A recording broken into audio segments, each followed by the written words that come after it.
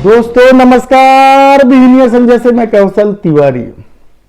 झूठ, नफरत और अफवाह की राजनीति अब नए रूप में सामने आने लगा है और इसमें ऑपरेशन मोसा का जब से तड़का लगा है, सारी व्यवस्था छिन्न भिन्न हो चुकी है।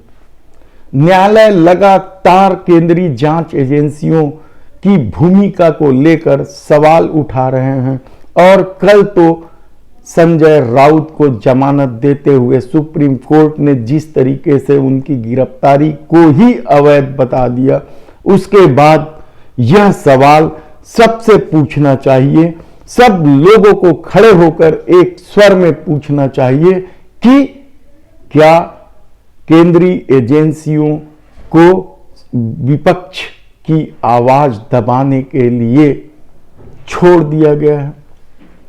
केवल विपक्ष के आवाज को दबाने के लिए, विरोधियों को बदनाम करने के लिए ही केंद्रीय एजेंसियां रह गई हैं। यह सवाल इसलिए उठ रहे हैं कि भाजपा के 1 दर्जन मुख्यमंत्री हैं, राज्यसभा को मिलाकर 400 के करीब सांसद हैं और देश भर में 1300 के आसपास विधायक हैं। ये सब क्या दूध के धुले हैं? इनके खिलाफ किस एजेंसी ने कार्रवाई की या कार्रवाई कर रही है? यह सबसे बड़ा सवाल है कि 1 दर्जन मुख्यमंत्री, 400 सांसद और 1300 विधायक क्या दूध के धुले हैं, जिन पर न तो कभी ईडी ने कोई कार्रवाई की, न सीबीआई पहुंच पा रही है और न ही इनकम टैक्स के छापे पड़ते हैं। तब यह सारा खेल क्या सिर्फ विरोधियों को बदनाम करने, कुचल देने के लिए इस देश में शुरू कर दिया गया है और यह इस ऑपरेशन मोसा के तहत हो रहा है? यह सबसे बड़ा सवाल है और यह सवाल इसलिए उठाए जा रहे हैं क्योंकि पिछले कुछ सालों में जिस तरीके से मोदी सरकार की भूमिका रही है, जिस तरीके से केंद्रीय जांच एजेंसियों की भूमिका रही है और जिस तरीके से उसके परिणाम सामने आए, छापेमारी को लेकर बहुत हल्ला मचाया जाता है, कार्रवाई को लेकर बहुत हल्ला मचाया जाता है। भाजपा के नेता तो यहां तक कहते हैं कि यदि वह गलत नहीं कर रहे हैं तो जांच से डर क्यों रहे हैं? ऐसे कितने ही सवाल उठाए जाते हैं, लेकिन इन सवालों में सबसे महत्वपूर्ण सवाल तो यही है कि क्या भाजपा के सभी दर्जन भर मुख्यमंत्री, सभी 400 सांसद और 1300 विधायक पाक साफ हैं, दूध के धुले हैं? उनके खिलाफ केंद्रीय एजेंसियों की नजर क्यों नहीं जाती है? लगातार जिस तरीके से ऑपरेशन मोसा चलाकर चुनाव को अपने अनुकूल किया जा रहा है, विरोधियों को बदनाम करने की साजिश रची जा रही है, विरोधियों को कुचलने का खेल खेला जा रहा है, इन तमाम सवालों के बीच यही एक महत्वपूर्ण सवाल है। क्योंकि ऐसा नहीं है कि भाजपा के सांसद, विधायक या मुख्यमंत्री जो हैं उनके खिलाफ शिकायतें नहीं हुई हैं। ढेरों शिकायतें हैं, फेहरिस्त है शिकायतों की।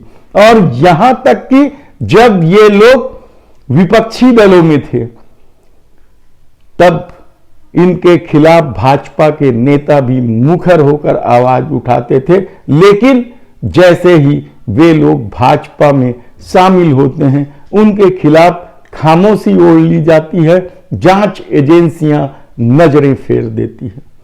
सुप्रीम कोर्ट में क्या कुछ कहा गया संजय राउत को जमानत देते हुए। इससे पहले शाहरुख खान के पुत्र आर्यन को लेकर भी कोर्ट ने फटकार लगाई थी। इससे पहले कितने ही मामले हैं जब सरकार को शर्मिंदा होना चाहिए कोर्ट के फटकार को लेकर या कोर्ट की प्रतिक्रिया को लेकर। लेकिन लगता है कि यह सारा राजनीतिक तिकड़म एक सोची समझी साजिश का हिस्सा है और इस हिस्से में केवल विरोधियों को फंसाया जा रहा है। छत्तीसगढ़ में भी जबरदस्त ढंग से कार्रवाई हो रही है। 500 करोड़ रुपए के कोयला घोटाले को लेकर आईएएस समीर बिश्नोई, कोयला कारोबारी सुनील अग्रवाल और वकील लक्ष्मीकांत तिवारी जेल के भीतर है, तो सूर्यकांत तिवारी ईडी के रिमांड पर है।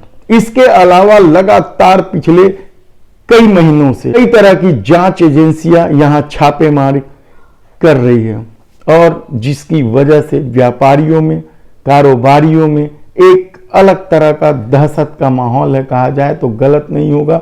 और जिस तरीके से यह सारा खेल खेला जा रहा है, अब तो खुलेआम लोग बोलने लगे हैं कि कांग्रेस को मिलने वाले चंदे को रोकने के लिए ही इस तरह के खेल खेले जा रहे हैं, जांच एजेंसियों को लगा दिया गया है।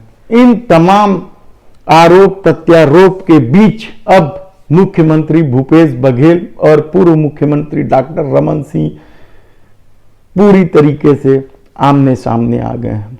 मुख्यमंत्री भूपेश बघेल ने जो सवाल उठाए हैं वो अहम सवाल है। उन्होंने पहले ईडी को पत्र लिखकर नान घोटाले और चीट फंड कंपनियों पर जल्दी फैसला करने की बात कही है, नहीं तो अदालत का दरवाजा खटखटाने की बात कही है। और कल फिर एक बार डॉक्टर रमन सिंह पर हमला करते हुए सीधा सीधा पूछा है कि उनकी संपत्ति, उनके पुत्र की संपत्ति 1500 गुना कैसे बढ़ गई। आज स्थानीय अखबारों की यह प्रमुख खबरें हैं, सुर्खियां हैं, और ऐसे में डॉक्टर रमन सिंह क्या जवाब देंगे, जबकि एक तरफ इस मामले को लेकर न्यायालय का भी दरवाजा खटखटाया जा चुका है। इसमें कहीं कोई दो राय नहीं है कि डॉक्टर रमन सिंह जब मुख्यमंत्री बने उससे पहले उनकी आर्थिक स्थिति क्या रही है, यह पूरा कवर्धा जानता है, यह राजनांदगांव जिला जानता है और रायपुर राजधानी के बहुत सारे लोग भी अच्छे से जानते हैं। लेकिन आज आर्थिक स्थिति क्या है यह भी किसी से छिपा नहीं है। लेकिन इस ओर न तो केंद्रीय जांच एजेंसियों का ध्यान जाएगा और न ही इस मामले को लेकर कोई बवाल मचेगा। डॉक्टर रमन सिंह के कार्यकाल में जिस तरीके से घपले घोटाले हुए हैं, मंत्रियों के फेहरिस्त है, यहां तक कि अपने परिवार के लोगों को परीक्षा में पास कराने के लिए शिक्षा मंत्री के पद पर बैठे व्यक्ति पर भी आरोप लगा कि साली को पास कराने के लिए दूसरों से एग्जाम दिलाया गया। ऐसे कितने ही आरोप हैं। डॉक्टर रमन सिंह के दामाद पुनीत गुप्ता को लेकर भी कई तरह के आरोप है। डीकेएस घोटाला सामने आया है।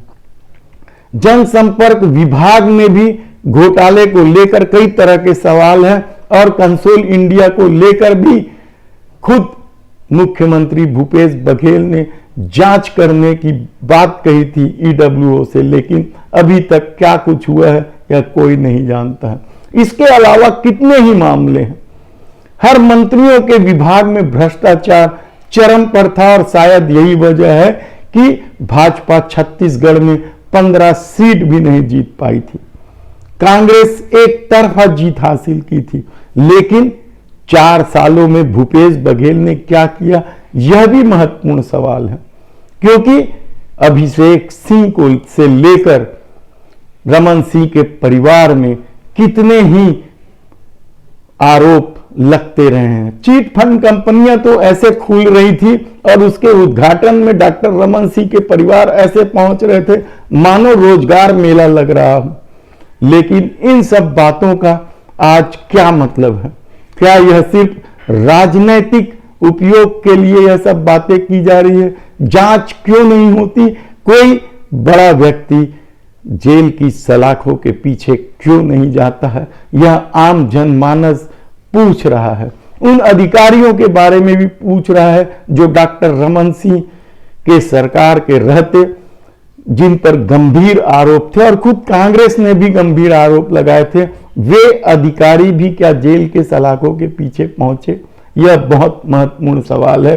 लेकिन इस देश में ऑपरेशन मोसा चल रहा है, जिसके तहत केवल विरोधियों को कुचला जाएगा, उन्हें बदनाम किया जाएगा। ऐसी परिस्थितियों में आने वाले दिनों में जब हिमाचल और गुजरात में चुनाव है, तब क्या परिस्थितियां इन परिणामों के बाद कुछ बदलेगी, देखना होगा। धन्यवाद।